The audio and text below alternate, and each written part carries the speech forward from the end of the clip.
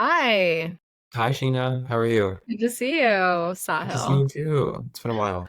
Yeah, it's been a while. I always love seeing you. Welcome to PMM Perspectives. So, I think you know a little bit about this, but Olivine decided to create a video series where we work with both PMM contributors to the cookbook, but then just leaders in the product marketing space to really get their perspective on product marketing today and any tips they want to provide. So, normally we kick this off with a quick intro. So, I'd love to hear from you just who you are, where you are, and anything else that you want to share about either your product marketing experience or your personal experience with whatever is fun for you. Sounds good. Well, first of all, thank you for the invite. Super Yeah. excited to have this discussion today. I'm Sahil Patel, based in the San Francisco Bay Area. Born and raised here, went to school in NorCal, so this is home. It's always going to be home. Yeah, currently a PMM at LinkedIn. I work on our jobs business. So the little tab you see when you go to LinkedIn.com, you click jobs, all the jobs and opportunities that show up, that is my product.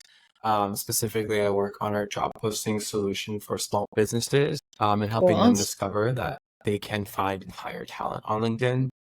Um, yeah, and before that, I did a lot of consulting with Alvin actually. That's We're one of not me, the Sheena. And also the rest of the team. I did that for honestly about like a year and a half. Had a great experience, but obviously like working in-house and also doing stuff on the side can be really tough. So slowed that Yeah. down. And yeah, during that same time, I was also actually working as a PMM at a really small tech startup called Unbabel that was based in Portugal. They had recently opened up a San Francisco office to expand their Silicon Valley presence. And that's actually where I kickstarted my PMM career. So it's been about 4 to 5 years now since all that started, and Wow. I love it. Okay. PMM is the Wild. only role I've ever had since college and graduation, but I'm still here, so I guess I love it. Yeah. And you're such a star from the very beginning. So Thank you. LinkedIn is lucky to have you, and we are always lucky to get to chat with you. So thanks for being here. Thank you. Thank you. Likewise. Yeah. Okay, so, I mentioned this before, but part of the inspiration to have this series was the PMM Cookbook that we just launched. And that cookbook was really inspired by a blog post that you wrote. And it was the 30, 60, 90-day guide for PMMs. So I would love to hear from you what prompted that idea, even just some personal relevant experience that actually drove you to write that, because that is really where all of this began. Yeah, so clarification, I can generate it, but I Oh. helped like start the idea behind it. Okay. And Angie wrote it, I think, right? Yes, So I like wrote it. so you created sorry, Angie. Angie was our first podcast guest. We love you. Sorry to give your credit elsewhere. Yes, So Angie she. wrote it. You created the idea behind it. So it Yeah, was like I talked through that a little bit. power team. Okay, perfect. Actually, it's really relevant. It's actually probably how I got my job at LinkedIn. Well, a successful role at LinkedIn. It's Yeah. basically I was starting this new role. I had like a week or two off between both roles, and I was just like, hey, now I'm moving to like a big enterprise company, like doing PMM, and I have actually no idea how that's gonna work.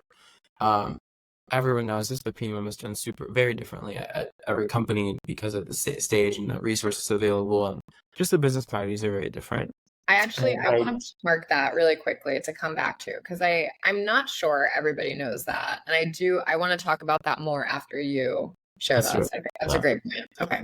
Yeah. So I was just doing a little bit of like info dating. I had Googled a little bit. I had like asked a couple of my friends, and I think one day I was just like, I literally just asked it in like a random Slack channel that outline. I was like, hey everyone, I just accepted this new gig. Please share advice and tips and tricks on how I can nail this role in my first 30, 60, 90 days. Love it. And everyone was like kind of like chiming in, providing their tips. And I think I may have been like, why don't we just turn this to a blog post? Like everyone shares such like awesome gems and advice that I was like literally putting into Google Docs so I could prepare for my new role. And I think Ray was just like, wait, that sounds like a sick idea. And so Angie, who was the first podcaster, essentially took all of those nuggets that we had info gathered internally and went together. We kind of all just like workshop this blog post that ended up going like viral, I would say. And it did really well. I I think think it's it's our probably best still, yeah. performing blog post. Yeah. Yeah, and so that's kind of how it all started. And to be honest, like asking Olivine's like consultants for advice is probably the best thing I could have done. I was getting like real advice from my friends and like my peers and colleagues Yeah. on like how they navigated like working at big enterprise companies, especially because like everyone has so much experience and like finding a group and a community to be able to share that knowledge is so rare and so special. Especially when you respect the leaders and like the people that you're working with. And so yeah, that's kind of how that blog post was created. And I heavily referenced it when I started my new role. And I still share with a lot of people who message me today being like, hey, like I'm starting this UK, any advice? Or if there are people starting at LinkedIn going into the function, like I link them to the blog post because I think it's so resourceful, so helpful, and help me set up myself for success. And so why not share that with the world? Awesome. Thank you for sharing all of that. And, when you entered, so you came from this smaller startup and then you moved into this much larger company. And we gave you these ideas and we turned it into a blog post. But from your own experience starting at LinkedIn, what were some of those early challenges that you feel maybe were referenced in the blog post, maybe weren't, but just things that you had to navigate as a PMM at a new company that was so much bigger than where you came from? Yeah, honestly, so much. Like I feel like this could be its own topic. I think the first thing was that I was very junior compared to everyone, and this was something I experienced at my first role too. Like I'm generally a lot younger than everyone I'm working with, and that can be very intimidating because a lot of the coworkers that I'm working with, not just in PMM, but also product and growth marketing, and success and sale, they're a lot older and they have a lot more years of experience and just like historical understanding of how this industry works. So that's one thing. The second was the team I joined, everyone was also pretty like senior in terms of like tenure at the company. And so they just have a lot of historical knowledge about LinkedIn, about the business, things that they've done in the past, have tried, and just have a lot of insights to share. And they're coming into a role where one, you don't know PMM as well as everyone else. Two, you also don't know the business as well as everyone else. It's really scary and daunting. And so I kind of just had to remind myself like how to approach a new role. And that was Mhm. all kind of addressed in this blog post of like, you have to go around and kind of do like a library of like and put together notes of like listening. I call it like a listening tour, where you Yeah. just interview everyone. And what I did actually was I asked everyone I interviewed, probably like over 15 people, the same set of questions on how they felt like the business was doing, the biggest like opportunity areas, like things that are not working well, are working well. And because I asked the same set of questions to everyone, I was able to get a very like 360 view of how internally the team felt about the business and the product we're working on. And I shared those insights with my manager, and it was just like a really inspiring discussion that we had because there was so much that we could do. And it was nice for me as someone who, one, was junior, two, new to the company, to be able to provide that POV perspective, given that like I just joined the team and was not biased by anyone's opinions, right? It was like the first time I was hearing these things. So but emotionally attached to anyone's opinions, emotionally attached to the product at that point.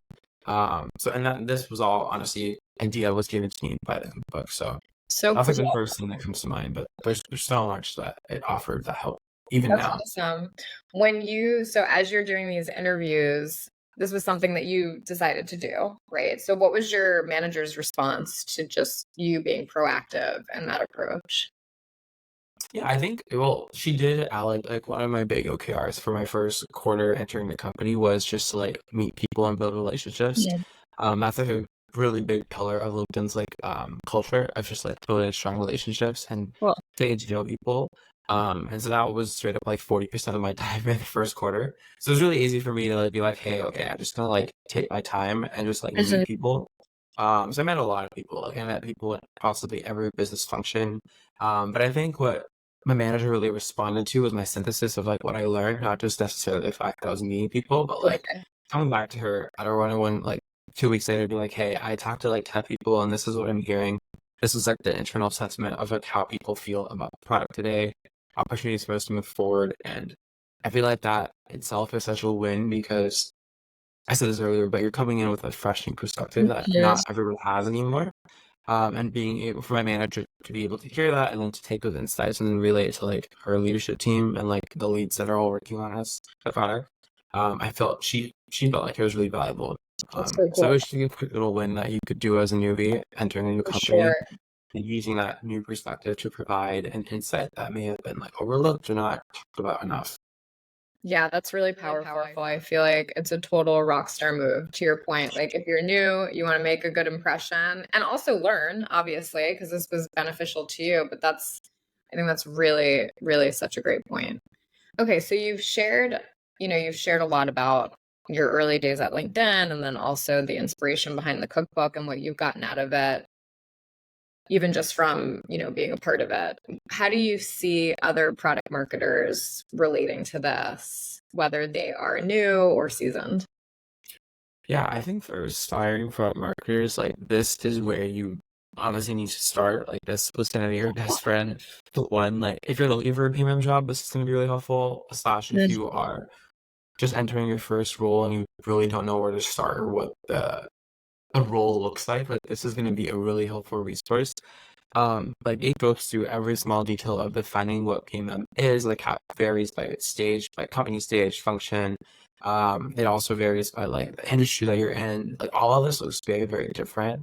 Um, I've worked two very different PMM roles, and I can tell you like the stuff I work on LinkedIn, I never worked on in my sort of role, and Yeah, vice versa. It was like so different.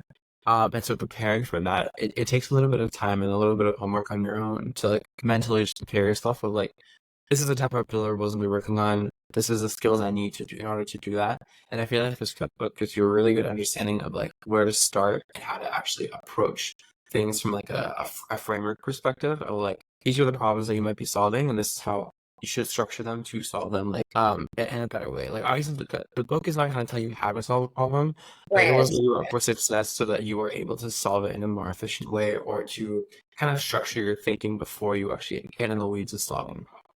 So I think for aspiring product marketers, it just has all that foundational knowledge you need to For be in sure. them. Oftentimes, like people will message me and ask for a coffee chat to learn more about PMM, or they'll tell me that they really want a PMM role. And the first question I asked them was really like, okay, can you tell me like how you define product marketing? Yeah, And it's interesting because the answers are so varied across everyone I talk to. And the first thing I tell them is like, hey, if you can't answer this question, like you shouldn't be super confident that this is like the role for you until you do that homework and you truly realize like this is what the role is and this is what you'd be doing. And I feel like if you're in that space right now watching this and like you're like, oh maybe I don't know enough about product marketing, I can't kid you not, like this is where you need to start. Like this cookbook will help you fundamentally understand like what the role is and will help you strengthen your conviction if like this is the next step for your career or not. And maybe there's something else out there for you. And maybe this cookbook will help you realize that it's not what you want to do. And for that's sure. also totally fine. You can disprove that hypothesis. That's awesome. I love that you respond that way. That's such a great question. And it brings me back to the point that you made earlier, which is that product marketing looks different based on company stage and just companies in general. So, what are some of those differences that you've seen? One, even working with Olivine, we work with so many different types of clients. And then you were at Unbabel and now LinkedIn. So, what are some of those differences that you see? There's so many differences. I think for PMM, the biggest one that I've noticed is as the positive difference, I think is I mean positive in different ways. Is that when you're a smaller company, you are very limited with resources. Like you don't have a Mm, big research budget, you don't have a big competitive intel budget. You're doing a lot of like enable work very in a scrappy way. Versus when you move to enterprise, that's all about like resourcing and funding because you have teams in house that can do those things for you. So like if I need to know what a big competitor is doing, there's a market intelligence team that I can go to that can help me run a project, or they totally. already have everything kind of done. That being said, if I want to do a specific study on a topic to test a new concept or idea, I have a vendor that I can reach out to who partners with my team, and they can help me run a study. Now, the issue here is that at a startup, there are no approval processes, there is no funding required, or there might be, but it's easier to get at a big enterprise company, you kind of have to plan for these things like a half in advance. Like it's like if I want to run a study in December of this year, I have to start planning for it now so that Yeah. there's budget, the teams know about it, they can prioritize it. And oftentimes, like they don't get prioritized if it's not like ranking against like business parties like high enough on the list. It's not going to get prioritized, and then in those cases, the work doesn't happen. So it's like pros and cons. It's like the Totally. resources exist, but you have to do like the pre-work of like putting together a business case. Like, why is this work important? Like pitching it to execs, getting their okay and green light before it actually gets prioritized. So there's that. The second thing I want to say is when you work at a major enterprise company, like at the end of the day, you are one person that's working on one small thing, and that's fine. I actually found that I'm not opposed to that. Like I actually kind of like it. Like I like being this like small person working on this thing, and it's not seeing like everyone. But what I will say is like when it reaches an exec, like all eyes on you for that 48 hours and like you have to have your shit together. Um, and it needs to be like perfect. And that can be a little stressful sometimes because it feels like, oh, for the whole quarter, like you're just kind of like working on this thing, no one's paying Please attention. do. And then And you're like in the spotlight. all of a sudden, yeah, exactly. All of a sudden it's like, oh shit. Now everyone's like asking these questions and they're catching up on like a year worth of like validation work of like how did you decide on the name? Like what Wow. research you use and positioning, like all these things from like back in the day. So I think it's really stressful. Versus a startup, it's like it's actually like more that like following along on the day to day. It's easier to cascade like updates up to like leadership. Versus for me, like I have to give like weekly headlines to my director, who then provides to a senior director, and it just goes all the way up, right?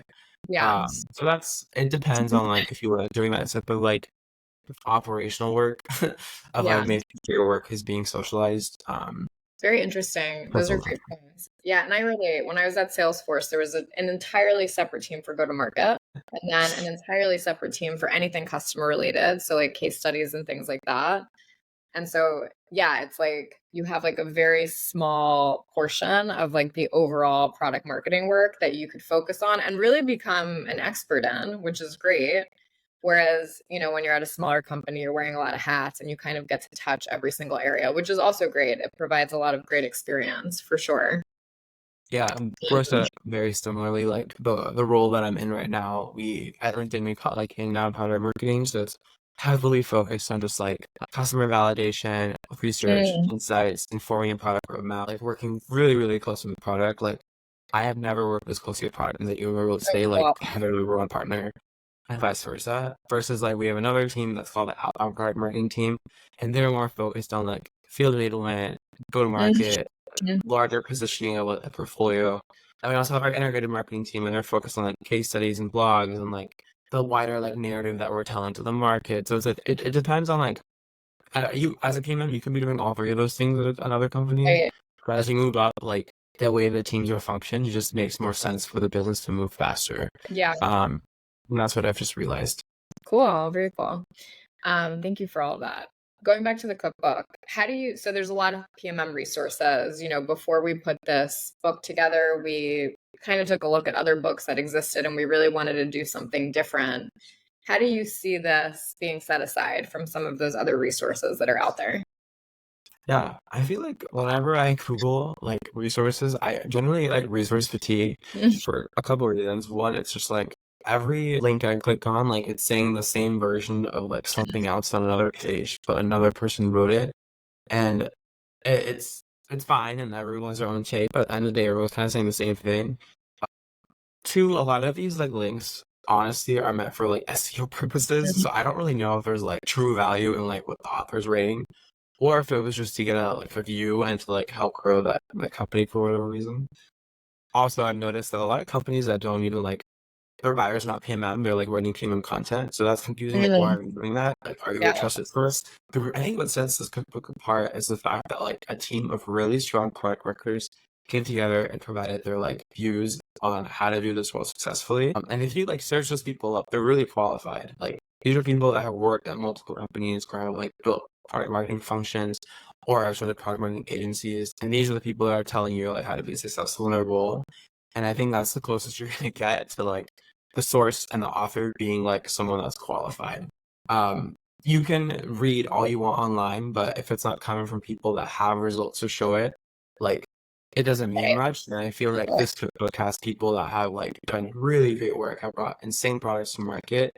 And I'm gonna read it and I'm gonna do exactly what they tell me to do because they have the accomplishments for that.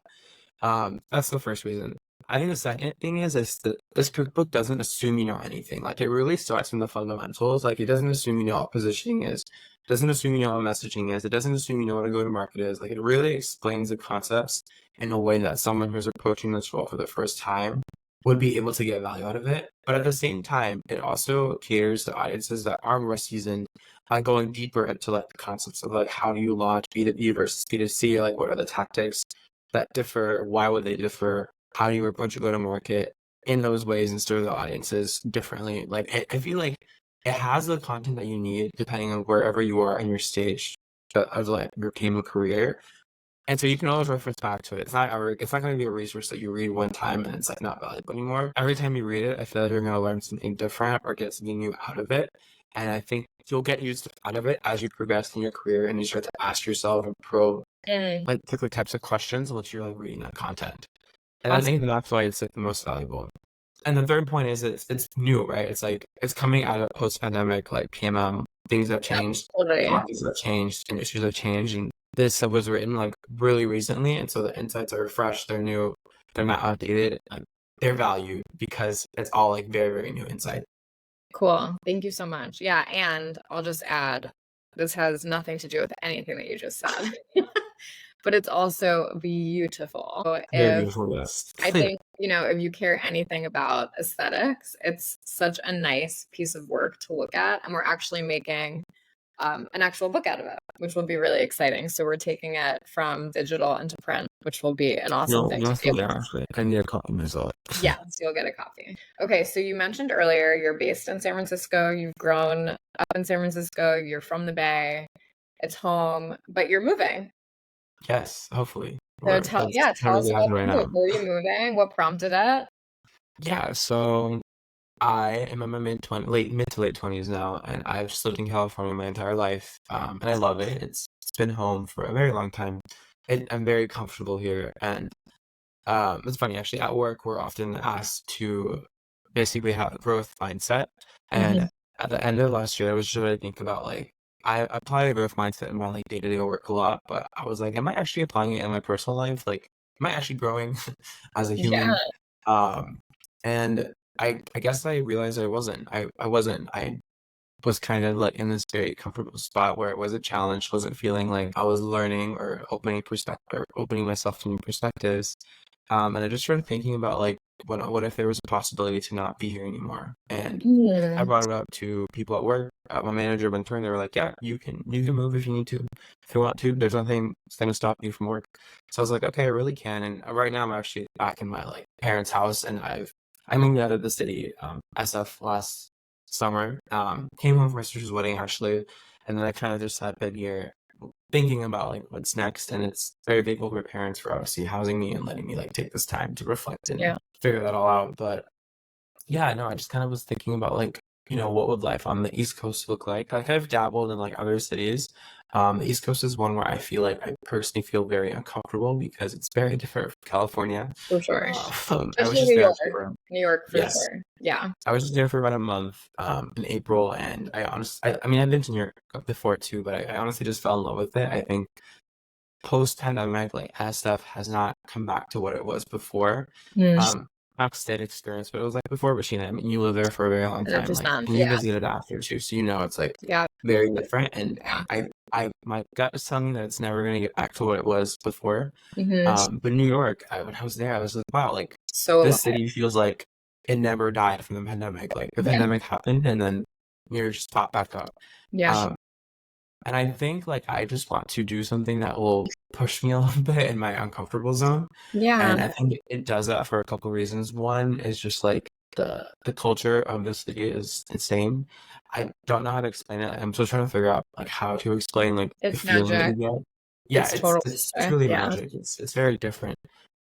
Two is the weather. That's a big one. It's gonna get really cold, and I've never actually been in cold weather ever. So I think it's time to No, push myself in that good for realm. you. You get to like explore a new wardrobe. Like Yeah. season change inspires fashion, which is really Yes. nice. Yeah. So And there's that. you'll totally get used to it. Yeah. And then a couple of other small reasons. A lot of my friends have moved out there. And so I have a big community of people there. I'm Cool. also a dancer, and the dance community has been growing in New York a lot, especially for South Asians in the past 2 years. And so thinking about is entering that community and being more part of it. And then yeah, it did generally just like I know I want to move back to California eventually, like long term. Like this is where I want to like have it hold and like whatnot. And so it's kind of just like it's either now or never. And I don't Yeah. want to be 40 years old and be like, damn, I wish I had just done it. And Yeah. honestly, like I can go for a year and come back if I really hate it that much. Like it's not the Totally. end of the world. If I You're gonna really want to love take a it. break, I can break the lease and come back. Like Yeah. it's not. Do you know what I mean? No, you'll love So yeah, I it. just You're think not gonna that break your lease. You'll love it. Everybody. Yeah, I just think this is a good time to try something new, especially because I have a good support system out there too in case like I need anything or like need any mental support. So yeah, it's just about a smart move. Awesome. Well, we're excited to have you. You will definitely be such a wonderful contribution to the city. Thank you. And yeah, I mean, New York is very special. And I lived in San Francisco for 6 years. I think it's an amazing place to learn and grow. And you've been there your whole life, as you mentioned, or the Bay Area at least. But from like an artistic point of view, you're such a creator. Like you're such a strong PMM, but I've also seen what you can do dance wise. And I'm so excited for you to bring that energy here and also just watch it expand as you are in a community of people who are so creative. Because New York is just, it's packed with talented, creative people. So I think it's going to be a really awesome chapter for you. Thank you. Yeah, I'm excited. I'm currently in the process of like, okay, this is how I'm approaching my like housing situation. Let me know if you have any tips, but there's like no way I 36 can a day. find an apartment across the coast. But I'm thinking I'll like sell it based for like 2 weeks. The second I get there, I start trying apartments. Hopefully within those 2 weeks, I will be able to snag an apartment, and then I move into the apartment from the sublet. What's meant for you won't pass you. You'll totally find the right apartment for yourself for sure. And if you need, I said this before, but if you need any help looking at apartments or vetting, my experience is that the realtors or the brokers rather, if there's like a FaceTime tour that you want to do or anything like that, if you have a friend that could do it for you, they'll support it. They'll give you Oh, the, really like sweet. when I moved back to the East Coast actually from not I was kind of traveling slowly back from San Francisco, but my apartment that I got, a friend went to look at it for me and we FaceTimed and I signed the lease that day. Um, So yeah, I mean, you'll be fine. You'll find the right all thing right. for sure. Oof. Thank you. Thank you so much for being a guest on PMM Perspectives. It was Thank you for having awesome me. to learn from Yeah, you. this was And fun. yeah, it's always great to see you and we'll catch up soon. Thank you. Yes, we'll talk soon. Hopefully in New Okay. York. Yes, yes, totally. Okay. See you soon, Sahil. Bye.